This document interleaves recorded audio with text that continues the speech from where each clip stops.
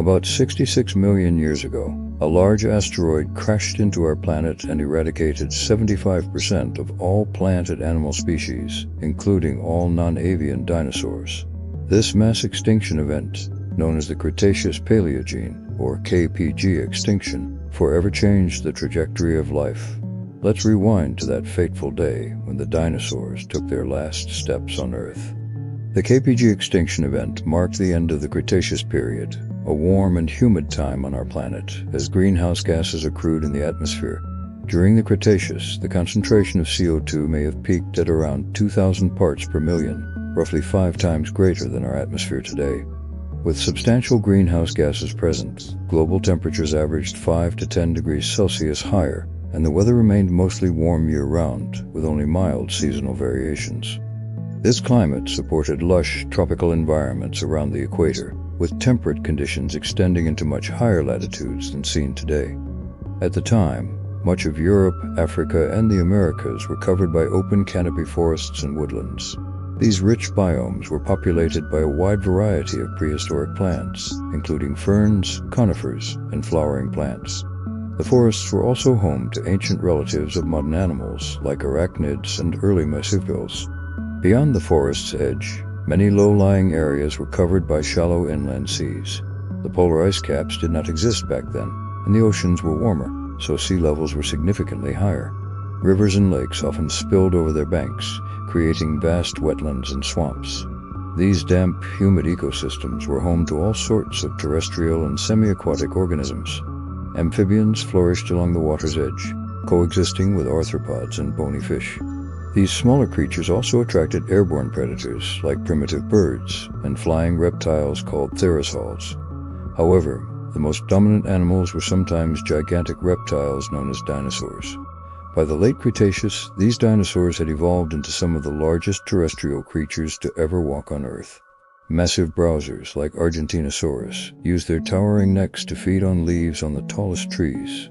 Bulky sauropsons and hadrosaurs roamed across open plains in multi-generational herds.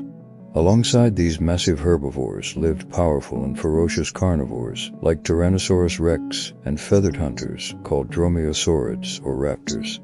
The day the asteroid struck the Earth was a day like any other.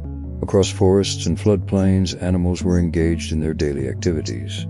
A herd of ceratopsians grazed on low-lying vegetation. A large male T-Rex searched for its morning meal, while pterosaurs soared through the skies, perhaps landing on a nearby tree or cliffside.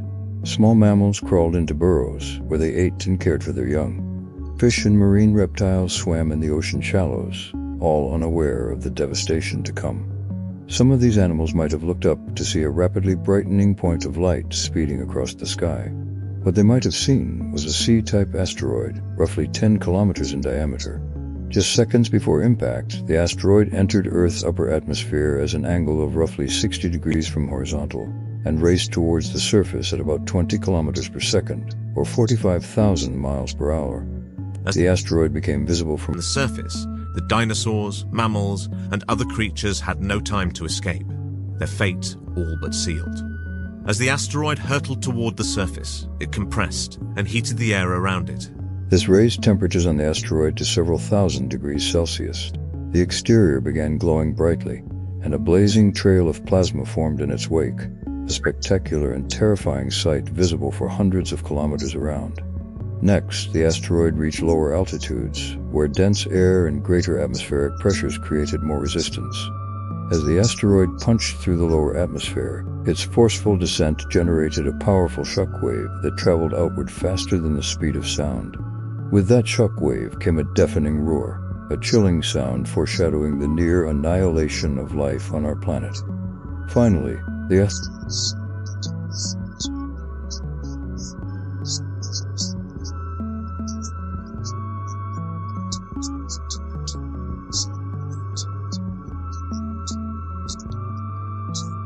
all that explosive energy vaporized most of the body of the asteroid as it deformed the Earth's crust. The ground rapidly melted and collapsed, forming a crater almost 200 kilometers wide and 20 kilometers deep. Within an instant of impact, the blast site was swallowed by a towering fireball exceeding thousands of degrees Celsius. An intense pulse of heat radiated from its center, incinerating everything it touched. All living organisms near the impact zone were charred or vaporized, from the smallest mammals to the largest dinosaurs. At greater distances, the blast wave and thermal radiation ignited massive wildfires that rapidly spread, thanks to an abundance of flammable plant material and extreme winds. The immediate impact also launched billions or trillions of metric tons of debris into the atmosphere. Some materials flew high enough to reach the upper atmosphere or even escape into space. The rest poured down on the surface like dark, deathly rain. This debris ignited another wave of fires across the globe, which consumed entire ecosystems. Across forests and swamps, organic matter combusted on a massive scale, releasing staggering amounts of smoke, soot, and carbon dioxide into the atmosphere. All that gas and debris collected into a thick cloud that darkened the skies, ushering in an impact winter. Over minutes, hours, and days, this blanket of smoke and debris spread across the Earth, preventing sunlight from warming the ground and thus cooling global temperatures. As this dark cloud expanded overhead, a global tsunami radiated from the impact site. When the asteroid struck the Earth, it not only displaced rock and debris, but also enormous amounts of water. Near the impact site, the initial wave may have reached 1,500 meters high, or almost a mile. Even 10 minutes after impact, waves climbed hundreds of meters tall and traveled hundreds of kilometers per hour. Some of these tsunamis were large and fast enough to cross entire ocean basins, inundating faraway coastlines with surges of unrelenting waves. These tsunamis were especially devastating for low-lying coastal environments like swamps and wetlands. The waves landed with enough force to uproot trees, erode soil, and reshape coastlines. Entire habitats were submerged underwater, drowning or sweeping away countless plants and animals. These tsunamis also left behind salt water and sediment, which would disrupt the balance of coastal and freshwater ecosystems for decades to come. In the minutes after impact, the devastation continued as seismic waves, compact to the strongest earthquakes ever known, rattled our planet. The initial quake may have opened cracks in the ground and shook the Earth with enough force to topple forests. Even after the first earthquake passed, a series of aftershocks continued to shake the ground for minutes or hours after impact. These aftershocks activated fault lines and triggered landslides, both terrestrial and submarine. Along seamounts and underwater canyons, falling rocks and debris devastated some of the richest underwater habitats, damaging populations of fish, invertebrates, and marine reptiles. If a giant asteroid wasn't catastrophic enough, violent volcanic eruptions were occurring in the Deccan Traps halfway around the world. These volcanoes had been erupting for roughly 300,000 years before the asteroid strike and would continue erupting for at least 500,000 more.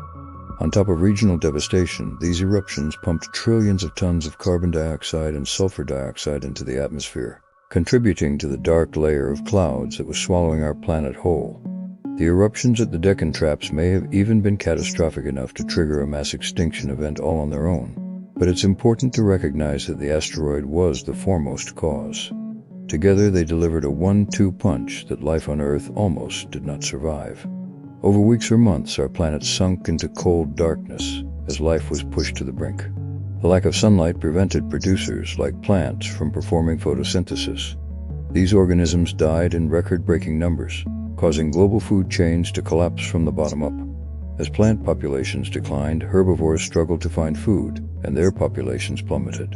In turn, carnivores and scavengers lost their primary food sources and struggled to survive. The same cascading devastation affected marine food webs as phytoplankton greatly declined, impacting almost all organisms, from the smallest fish to the largest marine reptiles. This day is often known as the last day of the dinosaurs, though some species survive beyond the initial days or weeks after impact. Certain non-avian dinosaurs may have persisted for thousands of years longer, but the ecological fallout was too significant for them to bear long-term. The large bodies and demanding diets of many dinosaurs made them ill-suited to the changing conditions on our planet. As the late Cretaceous gave way to the early Paleogene, non-avian dinosaur populations declined to extinction, while smaller, resilient opportunists found ways to thrive in this catastrophe-laden world. Early marsupials, for example, hunted in darkness and retreated to the safety of underground burrows, granting them shelter from the dark clouds billowing overhead. Eventually, a new equilibrium took shape on Earth. Debris slowly settled out of the atmosphere, allowing sunlight to once again shine down on the surface. Ecosystems recovered as populations of plants and fungiplankton steadily increased, allowing those resilient survivors, like small mammals, to evolve and diversify. So began a new age of life that paved the way for the many species that dominate our planet today, including humankind. The story of the dinosaurs' extinction is not just a tale of death and destruction, but a testament to the enduring nature of life through even the darkest moments.